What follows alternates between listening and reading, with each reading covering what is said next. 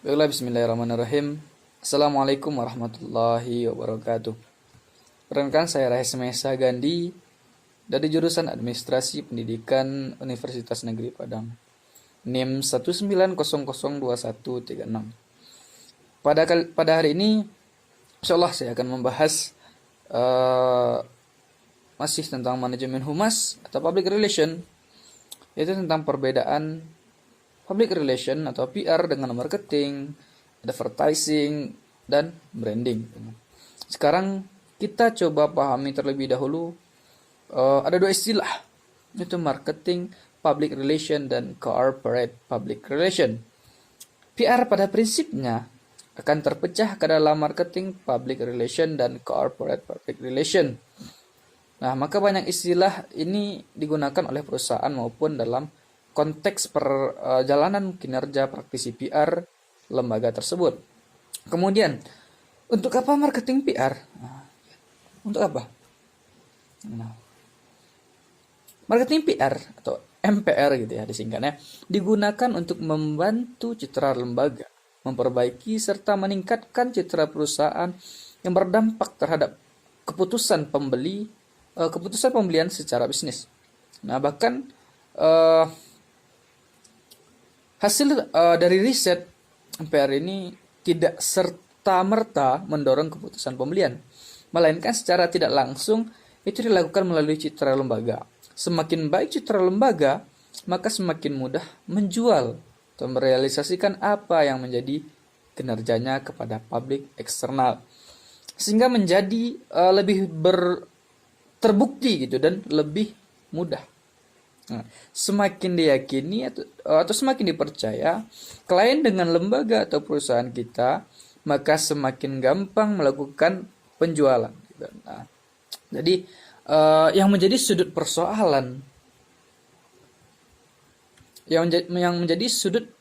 persoalan kita adalah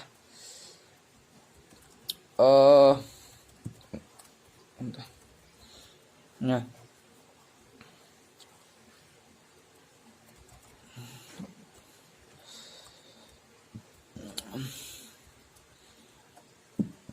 yang menjadi sudut persoalan ya, yang menjadi sudut persoalan yang pertama adalah seberapa baik citra yang sudah dibuat atau yang sudah ada, apakah turun, apakah buruk gitu.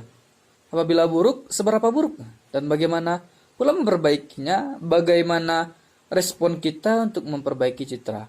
Apabila kita hanya berpikir tentang strategi yang terbentuk terkait dengan cara menguatkan atau memunculkan citra yang baik di mata publik, baik internal maupun eksternal. Gitu. Tapi apabila memperbaiki, berarti sudah rusak terlebih dahulu. Atau mengganti, merubah paradigma tidak hanya dilakukan dengan strategi, tapi membutuhkan waktu untuk meluruskan kepercayaan publik. Jadi yang harus diantisipasi oleh praktisi lembaga, yaitu jangan sampai terlanjur buruk citra lembaga. Gawat gitu. Sekarang kita lihat perbedaan antara marketing public relation dengan corporate public relation, MPR dengan CPR. Itu sendiri merupakan proses dari perencanaan, pelaksanaan, dan evaluasi dari berbagai macam program yang menjadi nilai minat beli secara kepuasan konsumen melalui penyampaian informasi, komunikasi, dan kesan yang meyakinkan dalam usaha memperlihatkan bahwa perusahaan atau produk yang kita publish sesuai dengan kebutuhan atau minat masyarakat sebagai konsumen utamanya. Jadi itu yang menjadi konsep MPR gitu, marketing public relations. Sedangkan CPR merupakan fungsi manajemen lembaga dengan tujuan untuk mendukung tujuan masyarakat. Alat teknik PR yang sering digunakan untuk menunjang marketing atau sasaran lembaga suatu bisnis, kita menyebutnya komunikasi marketing atau marketing PR. Nah, praktisi PR yang berada di bidang ini biasanya bergabung divisi marketing PR yang berorientasi. Marketing dibentuk divisi baru yang dinamakan komunikasi dan marketing. Banyak pengelola marketing menerapkan PR sebagai usaha promosinya dalam rangka marketing mix gitu. Marketing mix itu sendiri merupakan pembaruan dari perusahaan yang dilakukan perusahaan mulai dari periodic, place dan promotion gitu. Kemudian kita lihat perbedaan PR dengan marketing, advertising dan branding. Mari kita lihat perbedaan antara PR dengan advertising itu. Sama ini PR berperan dalam bidang pemberian informasi, mendidik dan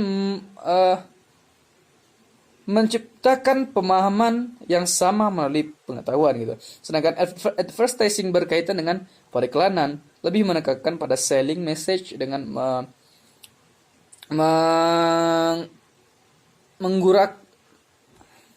menggerakkan keterampilan yang kreatif seperti copywriting, typographic maupun manfaatnya pembuatan film gitu. Jadi tujuannya adalah iklan atau menjual sesuatu dengan mempengaruhi daya pikir dari calon klien atau masyarakat. Tapi soal kebenarannya yang kadang-kadang tidak sesuai dengan apa yang dilakukan. Berbeda halnya dengan PR. Di mana PR memberikan pengetahuan atau pemahaman yang benar-benar atau real. Dan dapat dikatakan PR tidak hanya menjual janji, tapi memberikan kondisi yang sebenarnya. Karena yang diciptakan adalah saling pengertian melalui wawasan dan pengetahuan. Hubungan utama antara PR dan periklanan itu ada, di mana kegiatan periklanan itu lebih berhasil jika kegiatan PR yang diadakan sebenarnya tidak dapat menciptakan pengetahuan atau wawasan dari masyarakat yang menjadi target kita terhadap produk dan jasa pelayanan yang sering dipromosikan.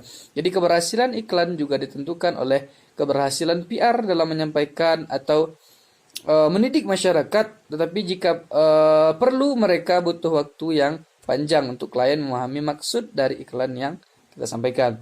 Kemudian bagaimana pula nih perbedaan antara PR dengan marketing? Marketing itu sendiri merupakan suatu rangkaian kegiatan yang mengatur arus barang dan jasa dari produksi ke konsumen.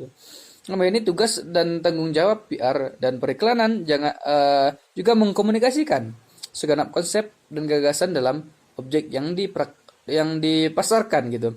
Sehingga dalam khalayak atau sasaran yang tertekan adalah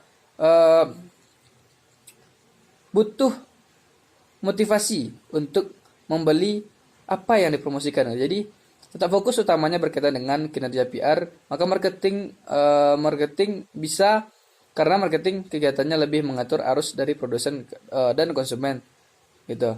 Tidak mungkin arus ini akan berjalan baik apabila PR tidak bekerja, apabila produk atau jasa yang dihasilkan tidak dipercaya serta citra lembaga belum terbentuk, maka konsumen akan berpikir dua kali untuk membeli apa yang kita promosikan gitu.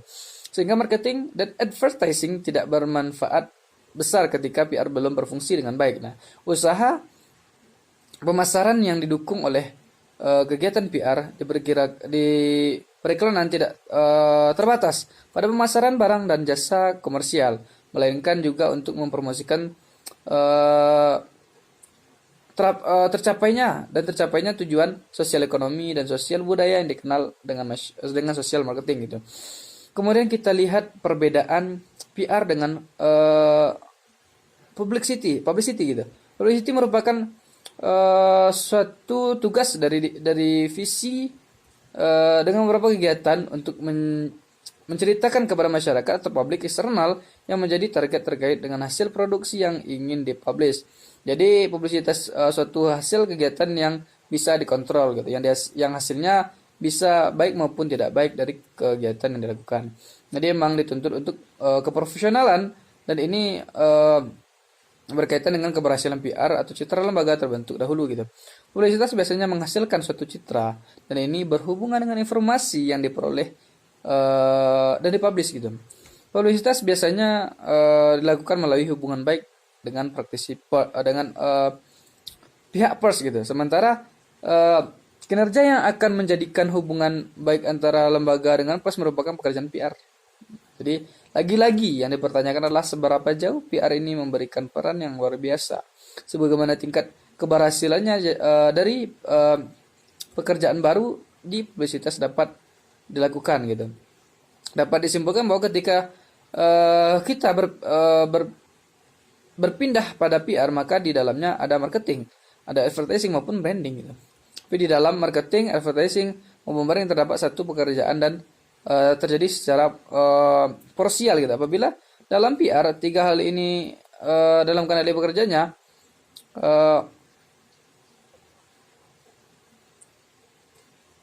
contohnya seperti ini, misalnya ada lalu yang suka sama wanita gitu, laki-laki yang suka sama wanita gitu. Dalam hal ini saya akan menjual diri atau akan menjual kebaikan sehingga calon wanita itu tahu dengan saya. Agar calon wanita itu tahu, maka laki-laki harus melakukan promosi gitu. Dalam marketing, laki-laki itu baru bilang saya adalah orang yang sangat mencintaimu gitu. Asik. Saya orang yang setia dan saya yang pantas untuk diperjuangkan. Buaya. Bukan. Nah, jadi dalam konteks marketing, apabila ingin meyakinkan orang gitu, maka kita perlu menjual atau terlebih dahulu agar orang bisa tahu kalau berkaitan dengan wanita tadi, bahwa si wanita tadi tahu siapa laki-laki itu, maka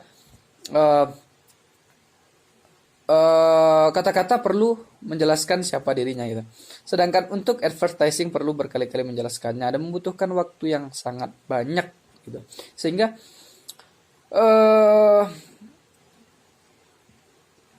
sampel wanita itu terbanding dengan tersendirinya gitu. Matanya dalam prinsip branding akan muncul itu setelah marketing advertising sudah